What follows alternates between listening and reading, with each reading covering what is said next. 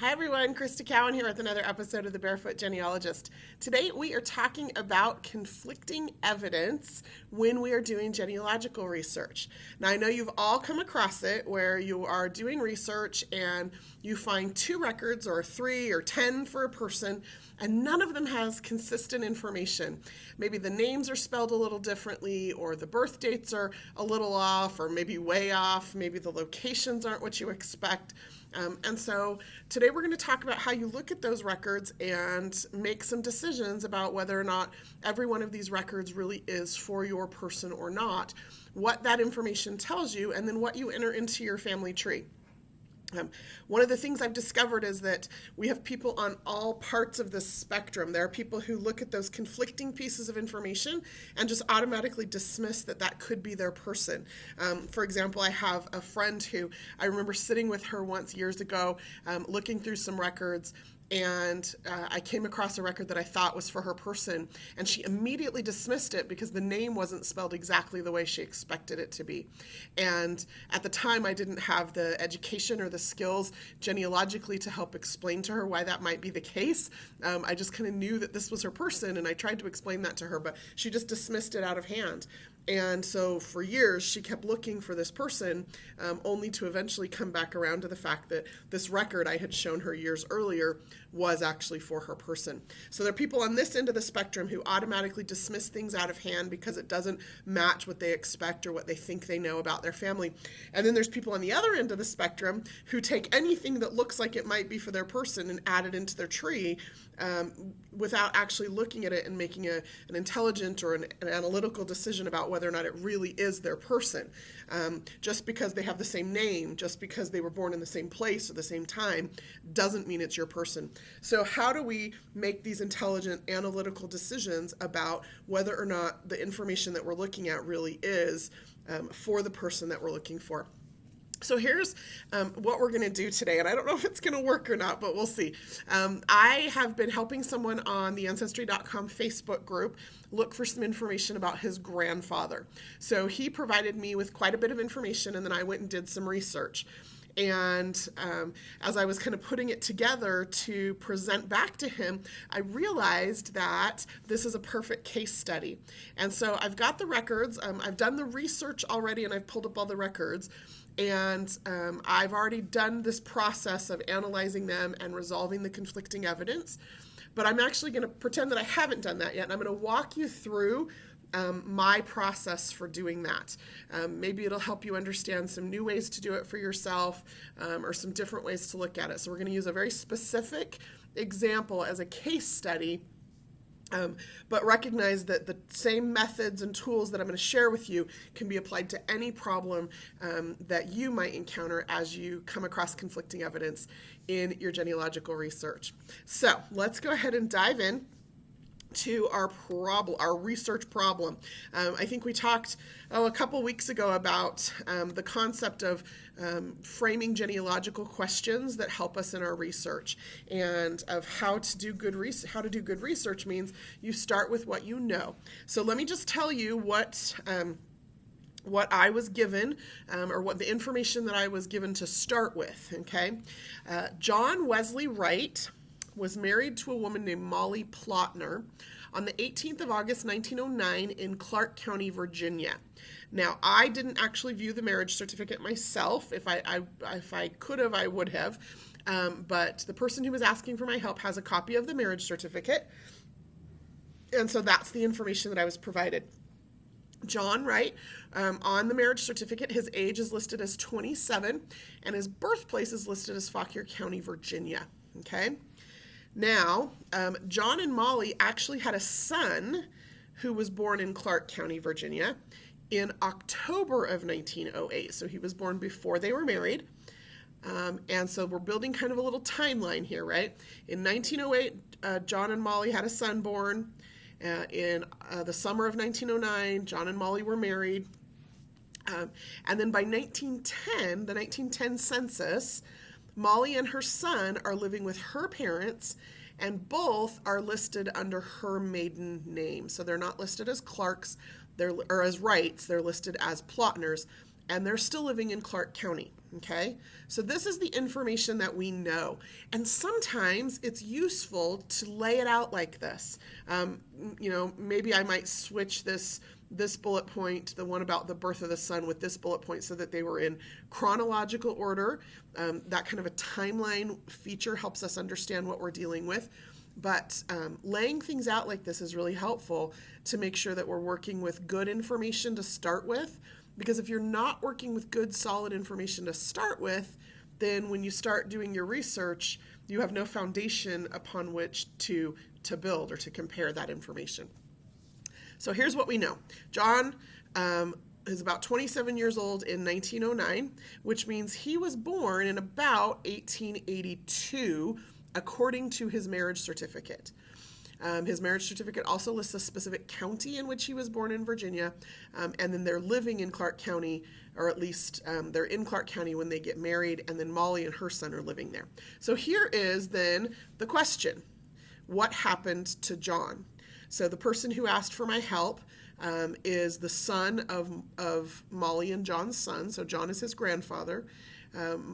Molly went on with her son to live a very different life, and they don't know what happened to John. So I went looking for records. Now, John Wright is a very common name. Virginia is a pretty populated place, and 1882 is there's nothing unique about this information necessarily. So how do we know when we find records that we've got the right John? So here's how I started, right? We're going to move from the known to the unknown. If he got married in Clark County, Virginia in 1909, then I'm going to start looking for him in Clark County, Virginia. That's the most logical place to find him, okay? And so I did. I went to Ancestry.com and I pulled up the 1910 census and I did a search. And actually, let me even show you how I framed this search, because sometimes people are like, I did a search and it didn't give me what I wanted and I don't know what whatever. So let me just show you how I did this search. I put in John Wesley Wright. I had him born in 1882 in Virginia, and I had him living in Clark County, Virginia, okay? So this lived-in field I use in my searches constantly, and I think it's one of the most underused but most effective fields of all time. As a matter of fact, it is oftentimes the only field I will mark exact, because what I'm saying is I only want to see search results for people who are or have lived in Clark County, Virginia, okay? And so I'm going to go ahead and click search on that, and I only get 44 search results. Okay, that's good, right? So I actually prefer to view my search results by category, and I'm specifically looking for a 1910 census, and there are only 3 search results for people with the last name of Wright, born about that time in Virginia, living in Clark County, and only one of them is a John. So there is only, according to the 1910 census, one John Wright about that age living in Clark County.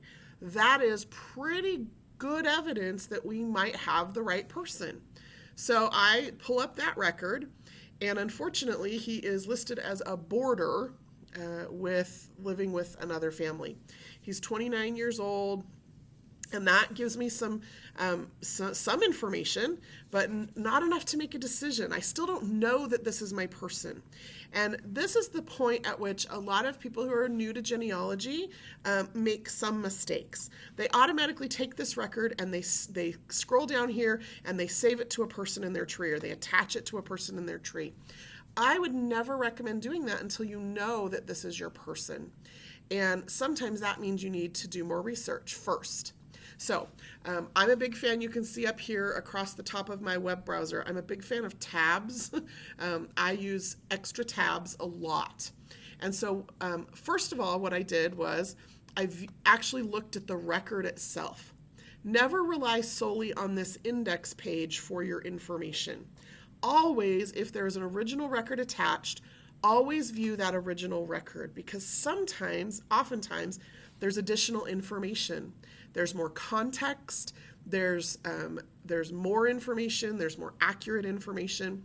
So I'm going to come in here and I'm going to scroll down and I'm going to see that, if I make this image a little bit bigger, We've got a John Wright who's listed as a boarder, 29 years old, born in Virginia, parents born in Virginia. His occupation is listed as carpenter, and it looks like that's pretty much the info. Oh, and he's single. He's listed as single, which you wouldn't expect, right? He got married the year before, so he should be listed as either married or divorced, and we don't see that here. He's living with a Daniel, it looks like Cornwell family, who has his wife and some children, one who looks like she might be a stepdaughter, some different people living with them. Okay, but if I scroll up this image, and I always try to look at least this image, sometimes an image before or an image after using these arrows down here, always look at who's living in the neighborhood. And one of the things that I notice is that there is a 46-year-old James Wright and a 50-year-old Charles Wright, who are also enumerated on the same page. Now, Wright is a common name, but the fact that they're living right next to each other or near each other is of significance, or it could be of significance. And so I just want to kind of file that away in my brain that they're, this 29-year-old man has people who are living near him with the same last name, who are, could be older brothers or uncles, cousins, possibly even a father, though he is a little young. But I just want to file that away in my brain, that there are other people on the page who have that same name. Okay, so I've looked at the record. I still don't know for sure if this is my John Wright. So I could go do more searches, but one of the things that I love about Ancestry.com is the suggested records panel over here on the right-hand side. Anytime I'm looking at a record, there's going to be some suggested records. And so what I did is I just went and I right-clicked on every single one of these and I opened them in a new tab. And then I took those tabs and I dragged them. You can just click and drag these tabs so that they were in chronological order. So I've got the 1900 census, 1910, the World War I draft card, which the World War I draft was taken in 1917 and 18, the 1920 census, the 1930 census, 1940 census, and then a World War II draft card. We get a little bit lucky here because this particular John Wright was of the age that he was included in both the World War I draft and the World War II draft. Okay, and so then I went and I looked at every single one of these particular records.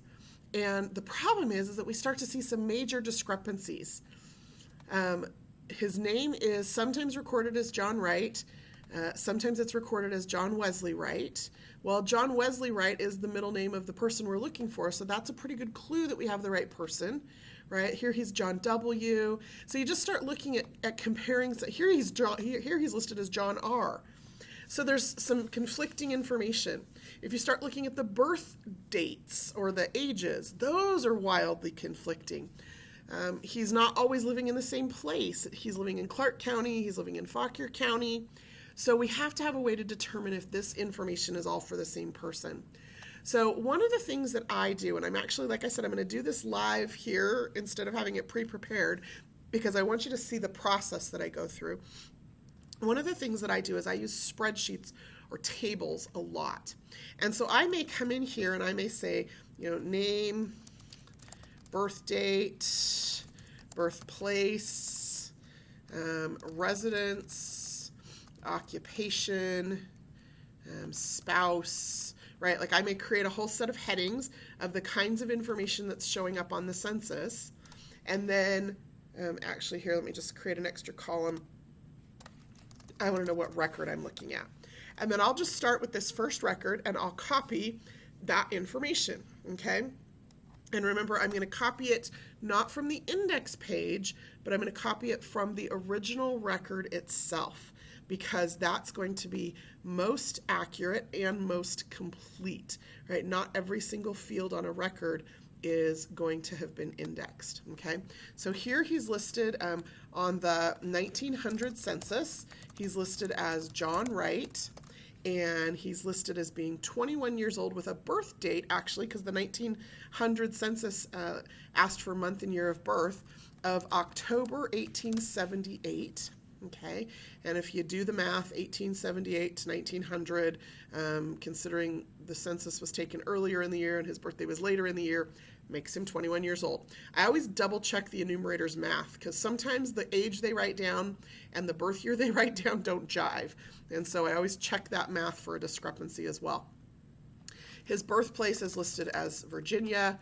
His residence is in Clark County, Virginia. His occupation over here is listed as farm laborer, and he has no spouse listed. He is listed as single in that particular record, okay? And then I can make those fields fit that record. If you want to make it look a little prettier so that it's a little easier to read, you can do that as well, okay? So that's the first record, done. Now I'm going to do the same thing with every other record so that I can compare this information fairly simply. And that's what I'm looking to do, is to actually compare the information, because I have to know what to put in my tree. I have to know if this is the right person, right? Sorry for the pun. I have to know if this is the same person that I'm looking for, okay? One of the things with the new image viewer on Ancestry.com, if you're not good at math, like I tend to make lots of math mistakes, if you hover over the age field on the new image viewer, it'll actually pop up a little thing that will do the math for you. So he's 29 years old in 1910. That means he was born in about 1881. And so I can put that in there. His birthplace is listed as Virginia. He's living in Clark County. His occupation is listed as carpenter, and he is listed as single. Okay, so that's that record. Now I have a World War I draft card. And on here he is listed as John Wesley Wright. And expand that field. And here he's listed as 45 years old. And I'm going to make this a little bit bigger so that you can see it, but this is really interesting to me. His birth date is listed as October, don't know, 1873. So when he went to register for the draft, he didn't even know his own birth date. And that is not as uncommon as you might think. And so here I would just fill in October 1873. Again, I'm going to do the math and make sure this is accurate. So 45 years old, and he registered for the draft. If I scroll over to this other card here, he registered for the draft on September 12th, 1918. If I do the math, that is indeed 1873. And so, or 74, well, so it depends on the draft was in September, his birthday's in October. Is he 45? Is he 44? Right? So there's some little discrepancies like that sometimes occur. But the fact that he doesn't even know his birthday is kind of telling to me. So October of 1873, he is listed as a native-born U.S. citizen, but there's no specific birthplace listed. Okay. He is living or registering for the draft here in Clark County. His permanent home residence here is listed as Clark County. His occupation, if I scroll up a little bit, is listed as farmhand. Oh, helps if I can spell. And here, his nearest relative is listed as Mrs. Pearl Wright. Now, it doesn't say wife, so I don't know for certain that this is his wife. But she's got the same address, so it's possible that his wife's name is Pearl. So I'm going to put that in there, and then I'm actually going to just italicize that because the relationship is not explicitly stated that she's his wife, but for now I'm just going to make that assumption. We're going to do the same thing here with the 1920 census, and here, sure enough, 1920, just a couple of years after that draft is taken, we see that his wife's name is listed as Pearl. So this is the 1920 census. His name is listed as John W. Wright. His age is listed as 38, which makes him born about 1882. His birthplace is listed as Virginia. He's living in Clark County. His occupation is listed as farmer, and Pearl V is listed as his wife. Going to do the same thing here with the 1930 census, and there's lots of information that you could compare, and sometimes you have to get a little more detailed than what I'm even doing. I'm just kind of, for the sake of time, doing just these kind of limited fields. Sometimes you have to compare more information, particularly when the people that you're trying to sort out are family members. When you've got two cousins who are named the same thing, born about the same time, in the same place, who are, married, both married to women named Mary, sometimes you have to get really down in the details with what it is that you are comparing in order to tell them apart. And so that's important. Okay, and then his wife is listed again as Pearl V. So that's the 1930 census. Just a couple of more records here that we need to compare. We're going to look at the 1940 census. He's down here at the bottom. Make that a little bigger. Here he's, this is the 1940 census. He's listed as John R. Wright. His age is listed as 60, and that would make him born about 1880. Birthplace is Virginia, living in Fauquier County. Occupation is listed as farm laborer, and his wife is listed as Pearl V. Okay, last record then is the World War II draft card, where again he's listed with World War II draft. World War II draft. He's listed as John Wesley Wright.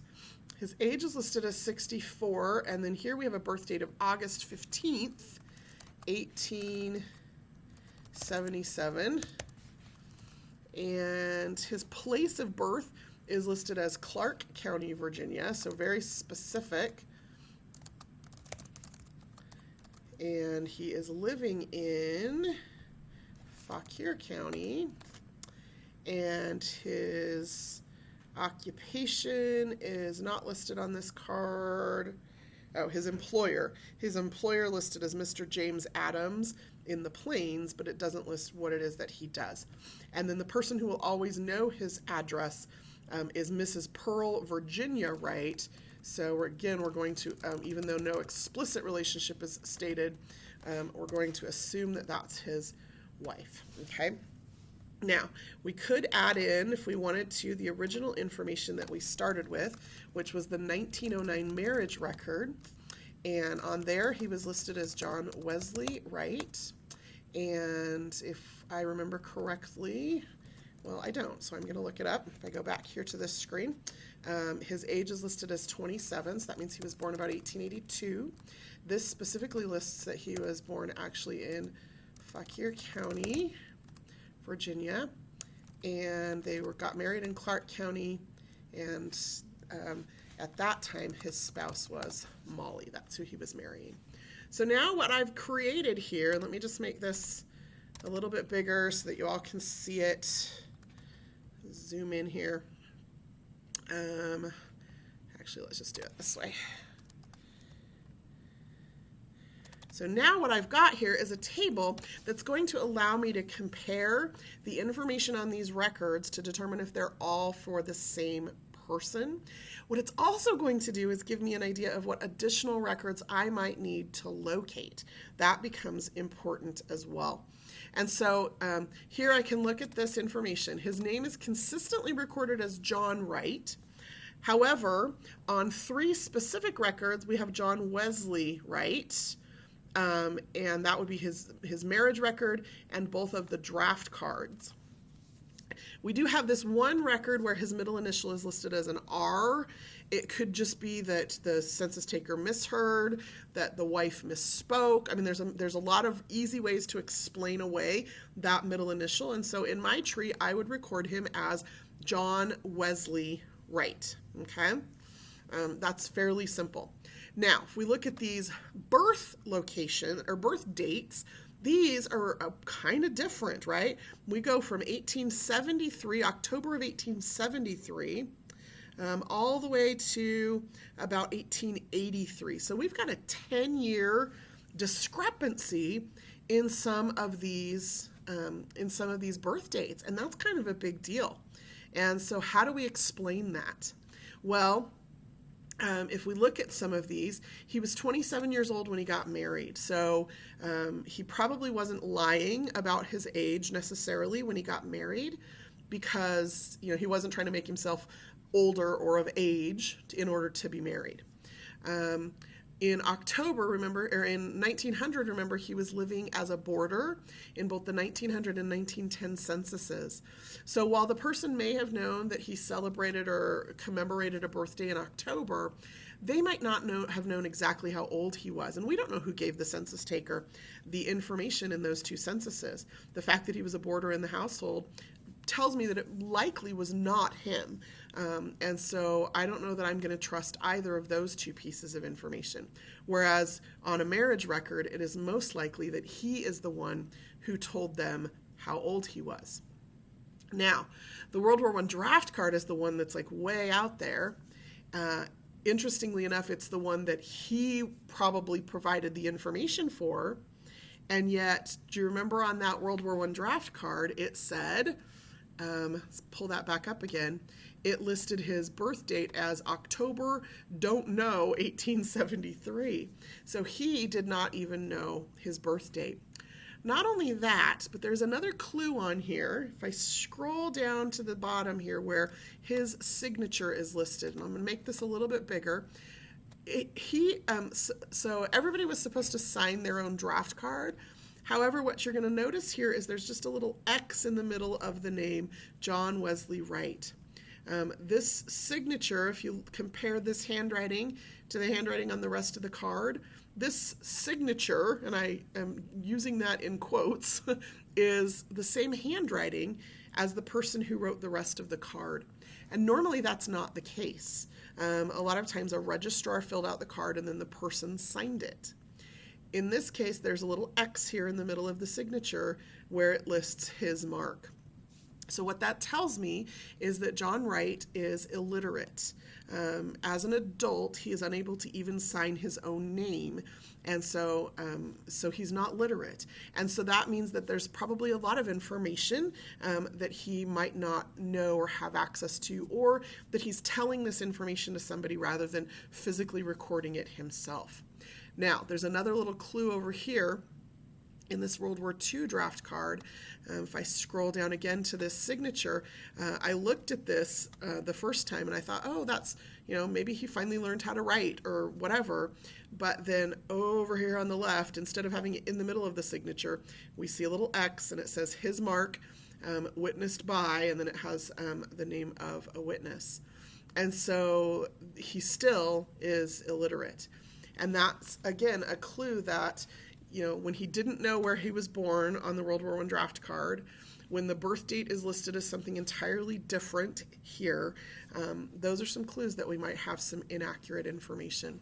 So then the question is, what do you record in your database? So the choice that I would make, I would record October as the birth month because we see that show up a couple of times, and I would for sure put a note in the database about all of these discrepancies, but that I selected October because it showed up multiple times. And that's not always the right answer. Just because a piece of information shows up multiple times doesn't always mean it's the accurate answer, but these could be independent sources. Now, for the year, I would probably select 1881 or 1882. Because that is how he most consistently appears to age. 82, 81, 82, 83, 80, right? So we're getting right in that age range. Some of these others just kind of feel like outliers to me in this particular case. Now, again, I would make a note in that database that I need to go see if I can find more information. Is there a birth record? What does his death record say? There are more records to discover here that might help me zero in more closely on a more accurate birth date. Again, I would record all of this information in the notes for my person, but you have to pick something to put in that field. So for me, based on the evidence that's presented here, I would probably select October of 1881 or 82 to put in that place. Now, over here, birthplaces on census records are just listed as the state, We do have a county listed on a marriage record and on a draft card. And then on this draft card, we have no birthplace listed. That, for me, again, I would record all this information in the database, but I would just put Virginia as the birthplace, but then use that information to know to go check these two counties for specific birth records. Now, the fact that we go from being single to having a marriage, and a marriage that may have begun on less than favorable terms because of the circumstances of having a child out of wedlock, getting married, then her moving back in with her family.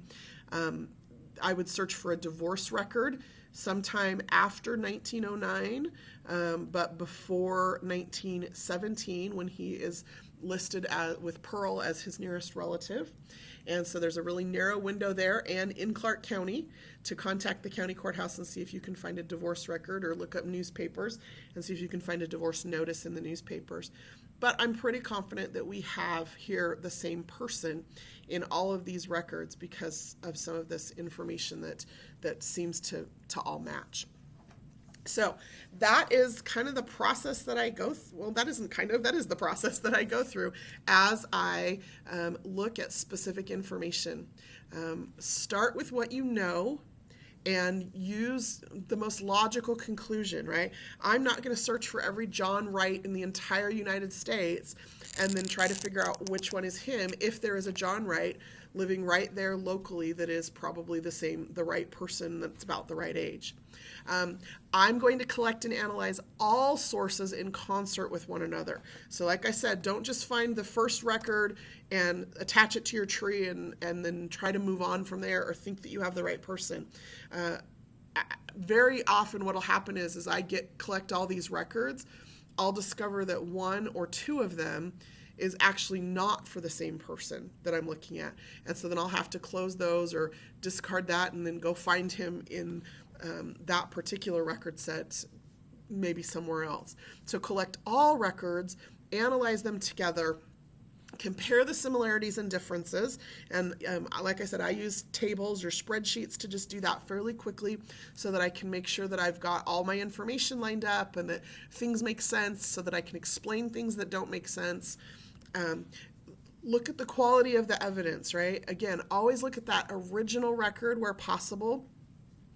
Pay attention to little details like the fact that he made a mark and was probably illiterate. That tells you something about the quality of the information that he's providing. The fact that he said didn't know for his birth date on the World War I draft card. Again, that gives you some information about the quality of the information that you're dealing with. And then can you explain the discrepancies? Is there a logical explanation for why these records don't agree? If there is no logical explanation, then maybe you need to keep looking a little bit more in order to determine what is or is not the accurate information. Maybe you need to bookmark those records and contact a county courthouse. Maybe you need to go look in a newspaper or contact a local library. Maybe there's more information that you need before you can make the decision about whether or not all these records are for your person, and then whether when you decide what to put into your tree about them in order to help you move to the next step. So for us and John Wright, the next step, of course, is going to be to trace him back before his marriage. We've got that 1900 census, but where was he living before 1900? Who were his family? How is he related to those other two families of Wrights that are listed on the same census page that he was listed as in the 1900 census? That's the next step in this particular family history journey, but that's the way that each of us take one step at a time as we climb our family tree.